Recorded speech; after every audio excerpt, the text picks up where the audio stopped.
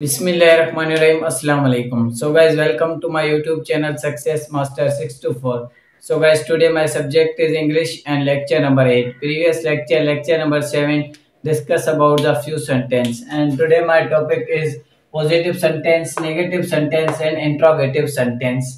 आज जो हमारा टॉपिक है वो है पॉजिटिव सेंटेंस पर और नेगेटिव सेंटेंस पर और इंट्रोगेटिव सेंटेंस पर।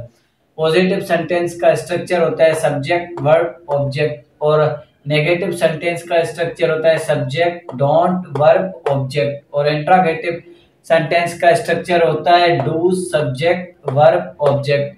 अभी हम इन तीनों स्टेटमेंट्स के इन तीनों स्ट्रक्चर के जरिए सेंटेंस बनाएंगे और उनका जवाब देंगे हाँ या ना में। इंट्रोगेटिव सेंटेंस सवालिया। अभी सबसे पहले देखते हैं, क्या आप इंग्लिश बोलते हैं? क्या आप इंग्लिश बोलते हैं, ये आपसे पूछ रहा है कि क्या आप इंग्लिश बोलते हैं। तो इसके लिए हमें स्ट्रक्चर फॉलो करना पड़ेगा इंट्रोगेटिव का। सबसे पहले डू और उसके बाद सब्जेक्ट क्या है आप, तो आपकी इंग्लिश थे यू, डू यू। और उसके बाद है वर्ब, एक्शन कौन सी चीज पर हो रहा है, बोलने पर हो रहा है तो बोलते स्पीक, डू यू स्पीक। और उसके बाद ऑब्जेक्ट इंग्लिश, काम कौन सी चीज पर हो रहा है, इंग्लिश पर हो रहा है, डू यू स्पीक इंग्लिश। ये आपसे एक सवाल पूछ रहा है तो इसके दो ही पॉसिबल आंसर हो सकते हैं, या फिर आप हाँ में आंसर दें या फिर आप नहीं में आंसर दें।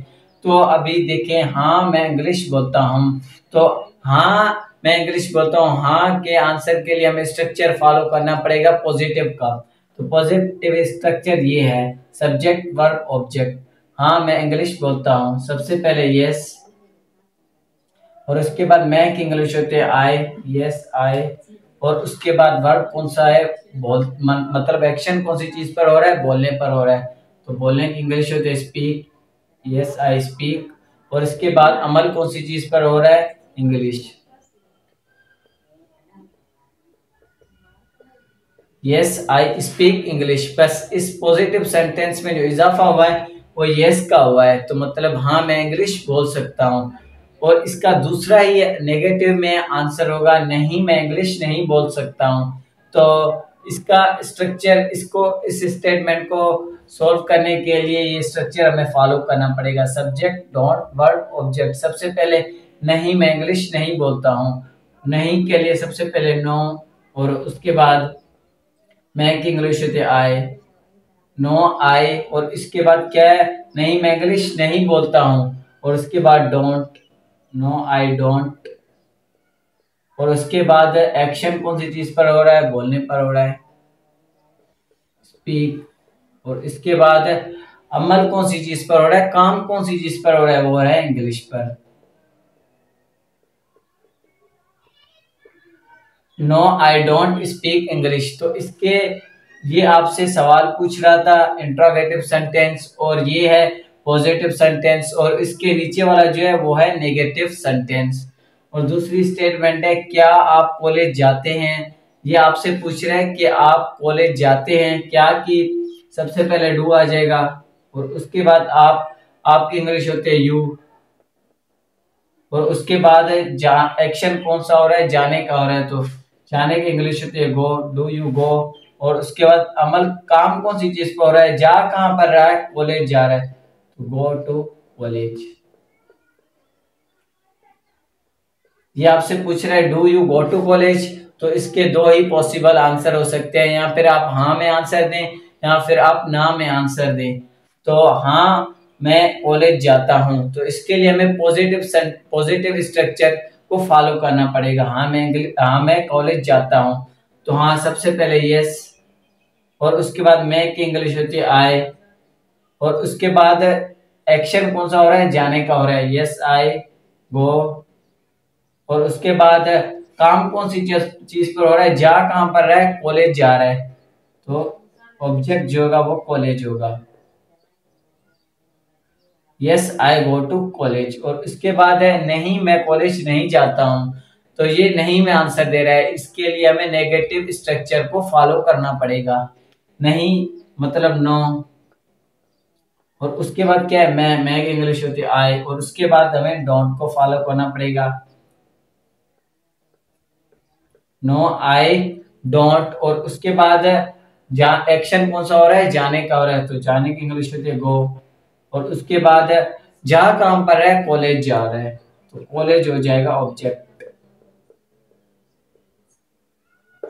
और उसके बाद दूसरी स्टेटमेंट है, क्या वो किताबें पढ़ते हैं।